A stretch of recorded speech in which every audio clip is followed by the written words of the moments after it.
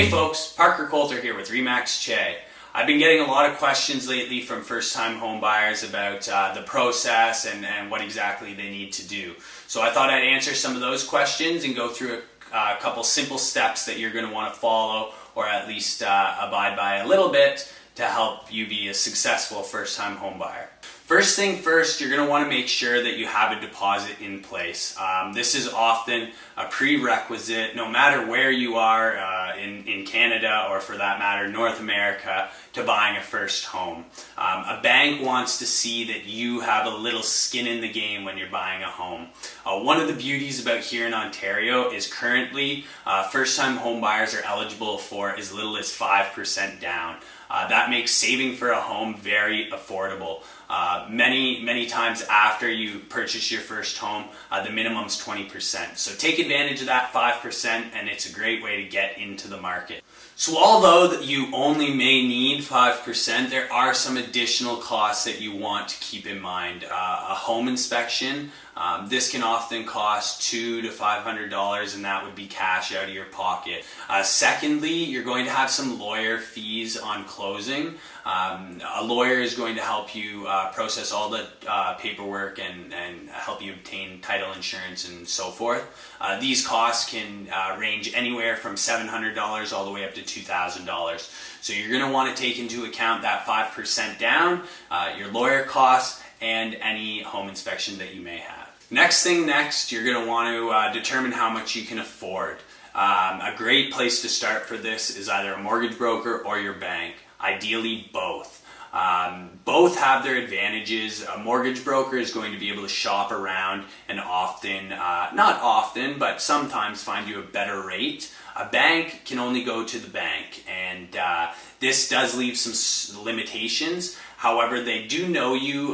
You already have kind of a relationship with them. They're more familiar with your finances. No matter who you go with, I do always suggest you get multiple quotes. Not all mortgages are created the same. Obviously, there's the rates and the terms, but there can also be fixed and variable.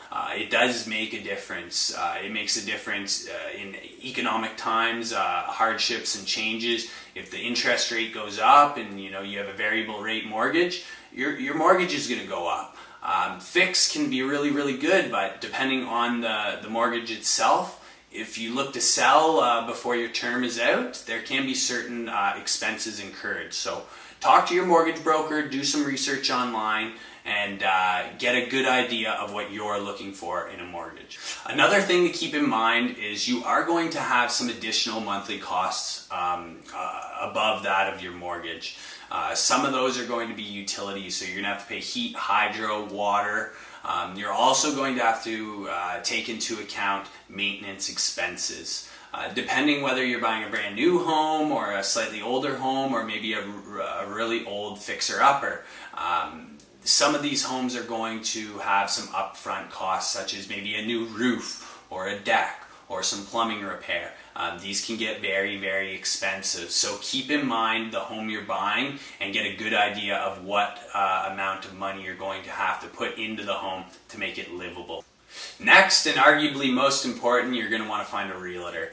This can be a harder task than you think. I know there's tons of realtors on billboards and signs and magazines.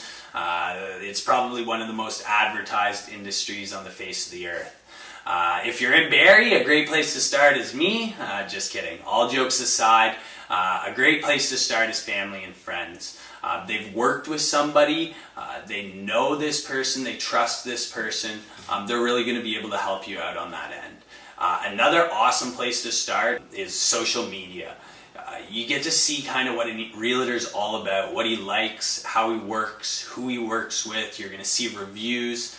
This truly is a great place to start. Another thing to keep in mind is you're going to want somebody who has experience. This really can make a huge difference. Not only can it save you a ton of time and a ton of money, but it will also help you down the road. To have somebody who you can ask questions to. Often a real estate agent is knowledgeable in all aspects of real estate. They can often even refer you to a great mortgage broker or banker, home inspector, all the things you're going to need. So once you found a realtor, most real estate agents are going to now set you up on a search. You can do searches yourself through websites like realtor.ca or .com, and a lot of third-party sites. But the bread and butter of your searching is going to be the one that your realtor sets you up on. Not only does he have more access, but he can really narrow that search down to what you're looking for. He can add multiple kitchens, sizes of yards, bedroom sizes, really narrow it down beyond anything you're going to be able to do. So you're going to want to get the basics together.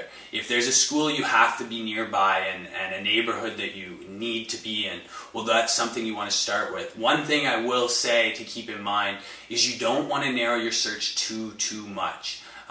It's pretty easy to put a huge list of criteria and think that that's going to help you find the perfect home. Often I see people do this, and it is a little aggravating searching through more listings. But 9 times out of 10, and I mean this, a home that someone thought they would never purchase ends up being the one they're going to.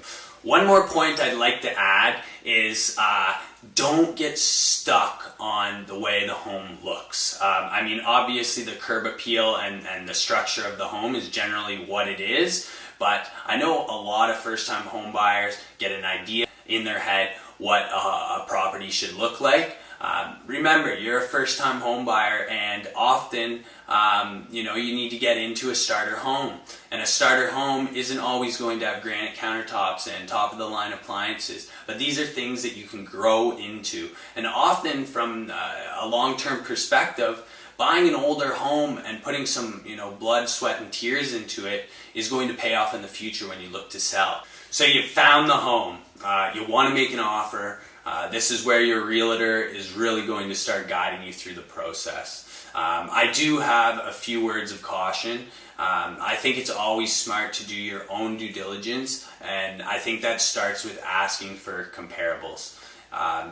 Comparables are properties that have sold in the last 3 to 6 months in the neighborhood, or depending if you're in a smaller town, maybe within the whole town. But similar bedrooms, similar age, similar finishes, similar lot size, these are all good things to take into account when looking at comparables. And this will give you an idea of where the price of the home should sell. Also, another thing to keep in mind is the current state of the market. So if we're in a really, really hot market, keep in mind that prices are going up and up and up. If it's more of a buyer's market, remember you might have all the power. Not all the power, but you will have most of the power. And a good solid buyer is what us realtors really like to see when we're selling a home. So keep that in mind and make sure you get your comparables in line before making an offer. So your real estate agent is going to be able to obviously advise you on the price, and now that you've done your own comparables, you're going to have a good idea of kind of what the property should go for as well. In Ontario, most of the conditions in the offer are pretty standard on the agreement of purchase and sale.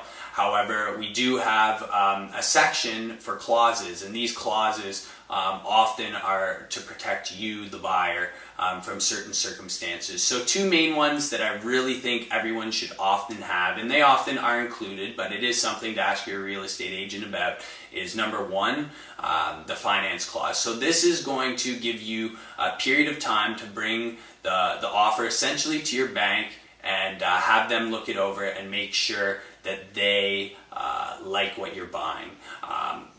Horror stories that have happened in really hot markets essentially are people overpaying for properties and the bank essentially saying, nope, we will not finance this, you have overpaid for it. If you want this property, you have to come up with the $100,000 difference or whatever that difference might be in cash to cover your butt. So that is something that I think should be in almost every offer, but your realtor can always explain that to you a little more. And last and certainly not least is a home inspection. This is a really, really good thing to get. As discussed before, they're relatively cheap, $200 to $500, and they can uncover a lot of problems in a home. As much so, you may not even want to purchase the home. Sometimes there's fairly minimal problems, but you can use that as a negotiating chip sometimes to bring the home price down to counter the repairs you might need to do, such as a roof or fix a broken water line. So at the end of the day, what's really important is to ask lots of questions. After all, this is your first home, and nobody expects you to know too much about the process. So ask your realtor, ask your friends, ask your family. Anyone who's bought a home before is a great place to start. And as always, if you want to reach out to me and ask me any questions, even if you're not using my services, I'm always happy to help. Please don't hesitate.